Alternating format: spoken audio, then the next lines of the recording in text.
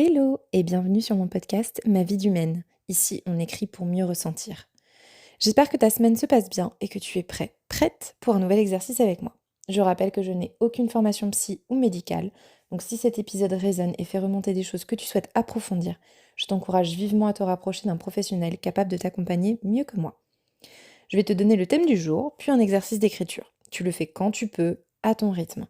Ensuite, je le fais aussi avec toi, mais surtout ne te compare pas. Ici, chacun écrit à sa manière. Tout ce qui se dit et s'écrit ici est fait avec bienveillance, douceur et encouragement. Voilà, alors pour aujourd'hui, le thème c'est la colère.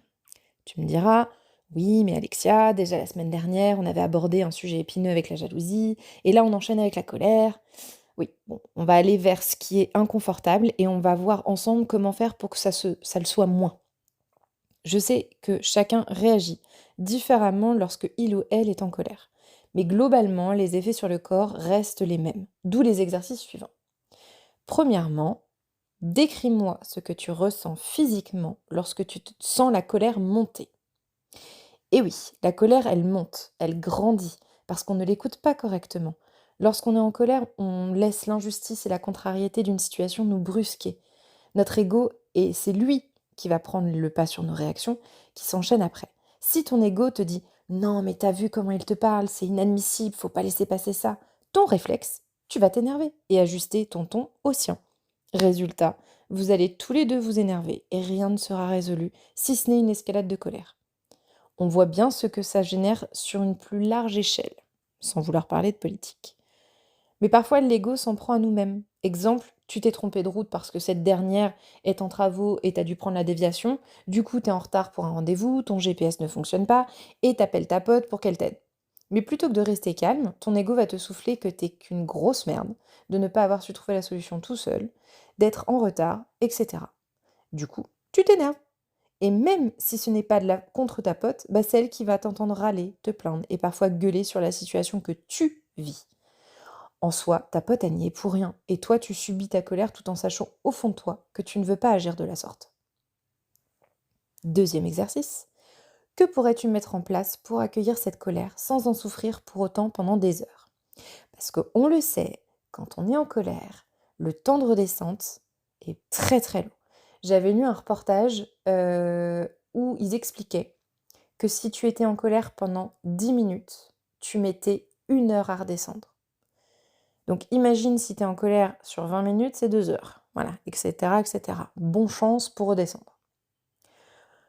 Petit disclaimer, quand je te dis vis et accueille tes émotions, comme la colère, je ne dis pas gueule sur les autres ou enfouis tout en toi pour éviter de gêner.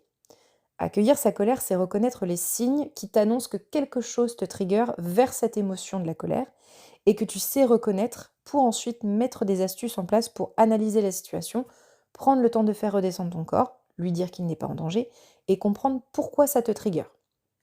Je vais te confier quelque chose. Ce qui me soulage lorsque je sens la colère monter, c'est de me voir en dehors de la scène que je vis, d'observer en tant que spectatrice et d'analyser ce que je ressens, ce que la situation démontre et ce que je peux y faire pour mon bien-être.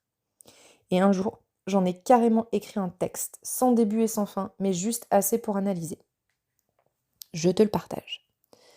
Lorsque je me suis rendu compte que je me laissais marcher dessus sans rien dire, et avec le sourire, lorsque j'ai compris que les gens n'étaient pas honnêtes avec moi et profitaient de mon incapacité à dire non, lorsque j'ai compris que ma colère ne leur était pas directement destinée, mais que c'est contre moi-même que j'étais en colère, parce que je suis pire qu'eux lorsqu'il s'agit de me parler, je me traite comme une grosse merde, je m'oublie, je m'écrase, et en plus de ça, je m'insulte quand j'arrive pas à tout faire. Alors que jamais je n'imposerais ne serait-ce que le centième de ce que je m'impose aux autres. Je pensais que le monde était mon ennemi. En réalité, je le suis pour moi-même depuis très, trop longtemps. Et j'accuse autrui afin de me trouver des excuses pour ne pas sortir de ce marasme et continuer de me sentir misérable. Je m'auto-flagelle, je m'auto-sabote et j'accuse les autres de tous mes malheurs, alors que je suis responsable de ma propre vie. Voilà. Le poème d'Arthur Rimbaud, La nuit de l'enfer, me touche particulièrement et j'aimerais t'en lire un extrait. Les entrailles me brûlent, la violence du venin tord mes membres, me rend difforme, me terrasse. Je meurs de soif, j'étouffe, je ne puis crier, c'est l'enfer, l'éternelle peine. Et j'avoue que lorsque je laisse mon ego prendre le dessus sur mon corps, et me faire ensevelir par la colère, c'est cette description que je ressens. C'est violent, c'est moche et ça épuise. Littéralement, je pourrais taper une sieste de 2 heures après m'être énervée. Preuve que le corps subit et qu'il y a d'autres moyens plus sains pour accueillir la colère. Chaque émotion que nous ressentons est une conseillère pour nous guider vers un changement, une compréhension à avoir. Mais il faut apprendre à prendre du recul. Sans ça, nos réactions innées prendront toujours le dessus. Bon, c'était un petit peu rapide peut-être pour vous, mais bon, bien entendu, la colère, enfin toute émotion, on pourrait y passer des heures à en parler. Là, le but, c'est peut-être d'ouvrir une porte et de vous amener vers quelque chose qui, peut vous faire travailler un peu plus en profondeur avec peut-être un professionnel ou même solo à écrire là-dessus. Donc j'espère qu'en tout cas les exercices t'aideront. Sur ces belles paroles, je te souhaite de prendre bien soin de toi. N'hésite pas à me dire si cet épisode et si le principe de ce podcast te plaît et à t'abonner si c'est le cas. Et à me rejoindre sur Insta, sur ma vie d'humaine. Et je te dis à très vite pour un nouvel exercice. Bye!